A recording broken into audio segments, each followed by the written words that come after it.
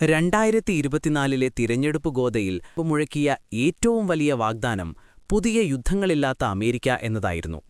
Middle ഈസ്റ്റിലെ ചതിക്കുഴികളിൽ ഇനി American സൈനികർ വീഴില്ലെന്നും വിദേശ രാജ്യങ്ങളിലെ അനാവശ്യ ഇടപെടലുകൾ അവസാനിപ്പിക്കുമെന്നും അദ്ദേഹം ആവർത്തിച്ചു പറഞ്ഞു.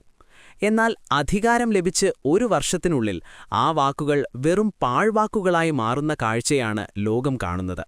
സമാധാനത്തിന്റെ വക്താവായി ചമഞ്ഞ ട്രംപ് ഇന്ന് ഇറാന്റെ മണ്ണിലേക്ക് മിസൈലുകൾ വർഷിക്കുമ്പോൾ അത് കേവലം ഒരു സൈനിക നീക്കമല്ല, മറിച്ച് ദശലക്ഷക്കണക്കിന് വോട്ടർമാരോട് ചെയ്ത വഞ്ചന കൂടിയാണ്.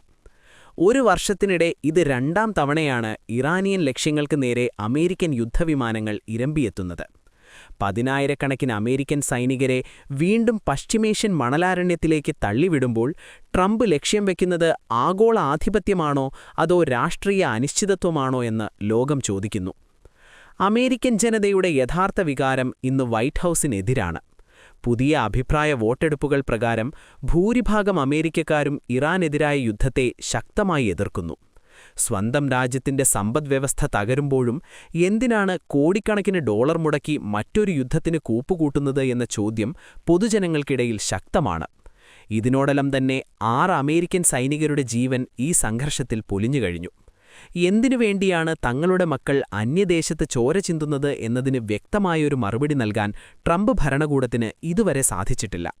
അമേരിക്കൻ സേനയെ ഇത്രയധികം വിന്യസിച്ചിരിക്കുന്നത് എന്തിനാണെന്ന കാര്യത്തിൽ ഒരു ജനാധിപത്യപരമായ സംവാദത്തിനു പോലും അവസരം നൽകാതെ ഏകപക്ഷീയമായ തീരുമാനങ്ങളിലൂടെ ട്രംപ് ലോകത്തെ യുദ്ധത്തിലേക്ക് നയിക്കുകയാണ്.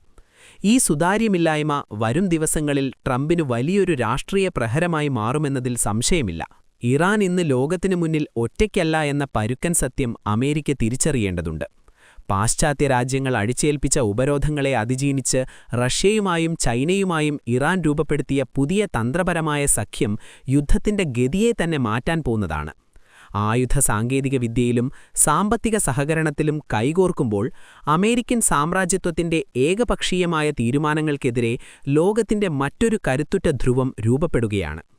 ആധുനിക വ്യോമ പ്രതിരോധ സംവിധാനങ്ങളും രഹസ്യാന്വേഷണ വിവരങ്ങളും കൈമാറുന്നതിലൂടെ റഷ്യ നൽകുന്ന പിന്തുണയും ഇറാന്റെ ഊർജ്ജ വിപണിക്ക് ചൈന നൽകുന്ന സാമ്പത്തിക സുരക്ഷയും ട്രംപിന്റെ എല്ലാ കണക്കുകൂട്ടലുകളെയും തെറ്റിക്കുന്നു. മേഖലയിൽ അമേരിക്കൻ പടക്കപ്പലുകൾ ഇരമ്പുമ്പോൾ തങ്ങൾക്ക് പിന്നിൽ ലോകശക്തികളുടെ ഉറച്ച പിന്തുണയുണ്ടെന്ന ആത്മവിശ്വാസത്തിലാണ് ഇറാൻ ഓരോ പ്രത്യാഘാതവും ആസൂത്രണം ചെയ്യുന്നത്. വരും ദിവസങ്ങളിൽ ഈ സഖ്യം പശ്ചിമേഷ്യൻ യുദ്ധക്കളത്തിൽ അമേരിക്കയ്ക്ക് നേരിടേണ്ടി വരുന്ന ഏറ്റവും വലിയ വെല്ലുവിളിയായി മാറും. അമേരിക്കയുടെയും ഇസ്രായേലിന്റെയും കടന്നാക്രമണങ്ങൾക്ക് മുന്നിൽ വിറച്ചു നിൽക്കുന്ന ഒരു രാജ്യമല്ല ഇറാനെന്ന് ലോകത്തിനിന്ന് വ്യക്തമാണ്. ദശാബ്ദങ്ങളായുള്ള ഉപരോധങ്ങളെ അതിജീവിച്ച ഇറാൻ തങ്ങളുടെ പരമാധികാരം സംരക്ഷിക്കാൻ ഏതറ്റം വരെയും പോകുമെന്ന് തെളിയിച്ചു കഴിഞ്ഞു. അത്യാധുനിക ഡ്രോണുകളും മിസൈൽ സാങ്കേതികവിദ്യയും ഉപയോഗിച്ച് ഇറാൻ നടത്തുന്ന തിരിച്ചടികൾ അമേരിക്കൻ പ്രതിരോധ സംവിധാനങ്ങളെപ്പോലും അമ്പരപ്പിക്കുന്നു. റിയാദിലെ അമേരിക്കൻ എംബസിക്ക് നേരെയുണ്ടായ കൃത്യമായ ഡ്രോൺ ആക്രമണം ഇറാന്റെ സൈനിക മികവിന്റെ ഉദാഹരണമാണ്. സാമ്രാജ്യത്വ ശക്തികളുടെ അഹങ്കാരത്തിന് തടയിടാൻ തങ്ങൾക്ക് സാധിക്കുമെന്ന് ഹോർമൂസ് കടലിടുക്കിലെ നീക്കങ്ങളിലൂടെ ഇറാൻ ലോകത്തിന് കാട്ടിക്കൊടുത്തു. ഹോർമൂസ് എന്ന ലോകത്തിന്റെ സാമ്പത്തിക സിരയുടെ താക്കോൽ തങ്ങളുടെ കൈവശമാണെന്ന് ഇറാൻ ഉറക്കെ പ്രഖ്യാപിക്കുമ്പോൾ അവിടെ തോൽക്കുന്നത് ട്രംപിന്റെ യുദ്ധതന്ത്രങ്ങളാണ്. നേർക്കുനേർ വരുന്ന സൈനിക വ്യൂഹങ്ങളെക്കാൾ ഉപരിയായി ഇന്ന് അമേരിക്കയെ ഭയപ്പെടുത്തുന്നത് ഇറാന്റെ അദൃശ്യ സൈന്യമാണ്. പശ്ചിമേഷ്യയിൽ ഉടനീളം വേരുകളുള്ള ഇറാന്റെ സഖ്യങ്ങൾ അഥവാ പ്രതിരോധത്തിന്റെ അച്ചുതണ്ട് ഏത് നിമിഷവും ആഞ്ഞടിക്കാൻ ശേഷിയുള്ള പടബലമാണ്. ലെബനോണിലെ ഹിസ്ബുള്ള മുതൽ യമനിലെ ഹൂത്തികൾ വരെയും ഇറാഖിലെയും സിറിയയിലെയും കരുത്തുറ്റ ജനകീയ സേനകളും ഒരേ ലക്ഷ്യത്തിനായി അണിനിരക്കുമ്പോൾ അമേരിക്കൻ താവളങ്ങൾ ഒന്നടങ്കം മുൾമുനയിലാകുന്നു. അത്യാധുനിക ഡ്രോണുകളും മിസൈൽ സാങ്കേതികവിദ്യയും ഉപയോഗിച്ച് റിയാദിലെ അമേരിക്കൻ എംബസിക്ക് നേരെയുണ്ടായ കൃത്യമായ ഡ്രോൺ ആക്രമണം ഇറാന്റെ സൈനിക മികവിന്റെ ഉദാഹരണമാണ്. അത്യാധുനിക ആയുധങ്ങളുള്ള അമേരിക്കൻ സേനയ്ക്ക് പോലും തിരിച്ചറിയാൻ കഴിയാത്ത വിധം ഗറില്ല യുദ്ധമുറകളിലൂടെയും കൃത്യതയാർന്ന ഡ്രോൺ ആക്രമണങ്ങളിലൂടെയും ശത്രുവിനെ തളയ്ക്കാൻ ഇറാന്റെ ഈ സഖ്യശക്തികൾക്ക് സാധിക്കും.